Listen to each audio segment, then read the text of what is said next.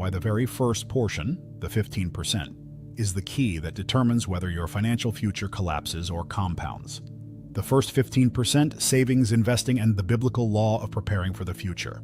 The first 15% is the cornerstone of the entire system because it represents preparation, a principle the Bible repeats from Genesis to Revelation. When Joseph interpreted Pharaoh's dream in Genesis 41, he didn't just reveal the problem, he presented a financial strategy.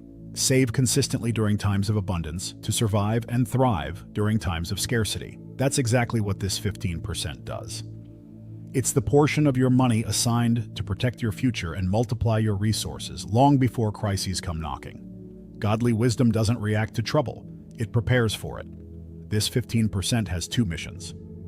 The first is to create a safety net, a buffer between you and financial panic. Emergencies don't ask for permission, they simply arrive. A flat tire, a medical bill, a sudden job loss, these moments expose whether someone has practiced the discipline of preparation. Proverbs 21:20 says, "The wise store up choice food and olive oil, but fools gulp theirs down." In modern language, the wise build savings, the foolish live unprotected. Even in business, companies keep cash reserves because liquidity determines survival. Households should operate with that same wisdom. The second mission of this 15% is far more exciting. Multiplication through investing. This is where your money starts to make money, and where biblical principles meet financial math. Ecclesiastes 11:2 encourages diversification. Divide your portion into 7, yes, into 8. A subtle reminder that investing isn't gambling, it's stewardship. Wealthy people understand this. They place their 15% into vehicles that grow, index funds, retirement accounts, diversified portfolios. And when someone aligns with this principle, compound interest becomes the closest thing to financial harvest the modern world offers. Consider an example that mirrors Sarah and James from earlier.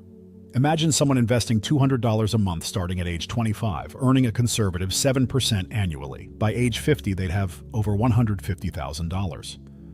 But if they start at 35, investing the same amount, they end up with roughly $75,000, half the wealth for the same effort. The difference? Time.